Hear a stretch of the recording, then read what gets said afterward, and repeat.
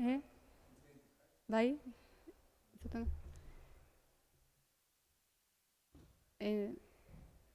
Entzuten, bai?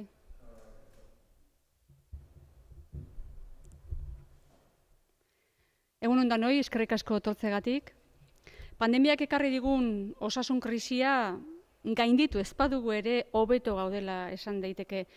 Eta orain bestiari heldu behar diogu gogor krisi sozioekonomikoari. Eta oso garrantzitsua da, galdera hau, kontuan hartzea. Ikasi aldugu zerbait krisi virus honetatik, nahiko argi utzi digu zaintza sistema hobetu behar dugula, edo zerbitzu publikoak indartu egin behar ditugula, edo ekonomia jasangarri baterako transizioa arin egin behar dugula. Guk proposatu dugun Euskadi berrera ikitzeko planean neurri ausartak eta nahi beteak aurreikusi ditugu. Osasun eta hezkuntza publikoa indartzeko, ekonomia jasangarrira jotzeko eta eredu fiskal egokiago bat izateko.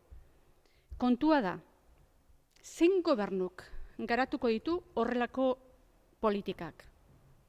Orain arteko agenda jarraitu dutenek, ez dituzte zerbitzu publikoak lehen mailan jarriko, eta ez dute bermatuko krisi honen kaltea ordainduko duena ez dela izango aurrekoan ordaindu zuen berdina.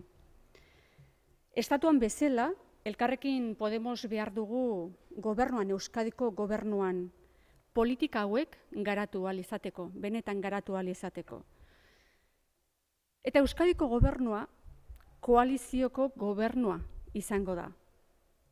Bildu eta Alderdi Sozialistaren programei begiratzen baldin badiego, iruditzen zait, nahiko arin adostu dezakegula ekonomia berderako bidea hartzea, zaintza sistema duin bat eratzea, eta COVID zergarekin eredu fiskal justuago bat martxan jartzea.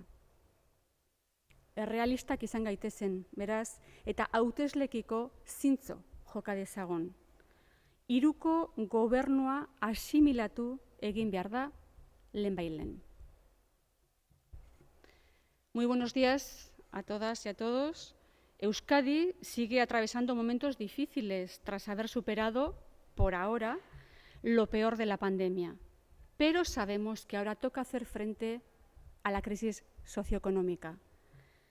La cuestión importante es saber si hemos aprendido algo de este virus, la lección que nos ofrece este virus.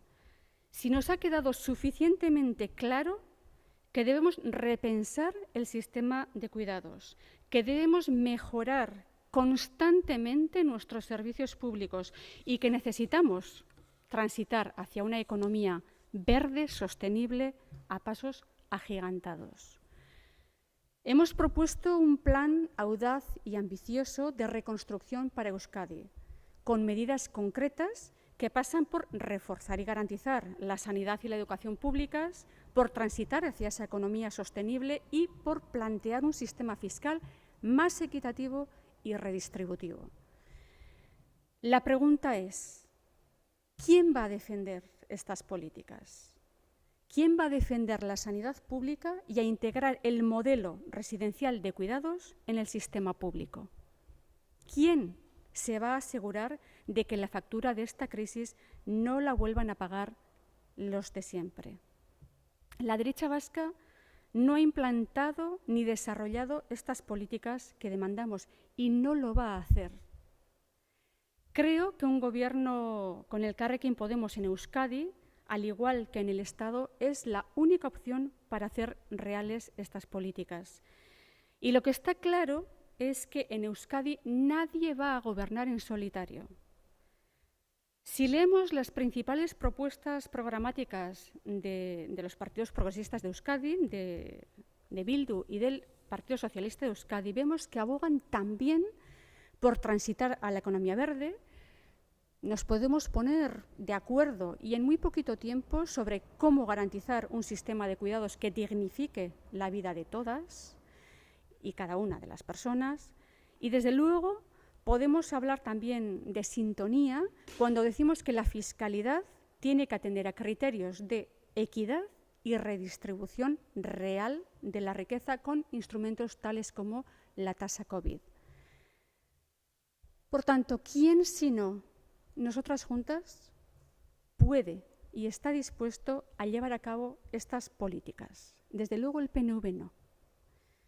Nadie va a gobernar en solitario en Euskadi, así que seamos más realistas y seamos honestos con nuestro electorado. Asimilemos el tripartito y comencemos a hablar sin tapujos en clave de coalición. Eskerrik asko.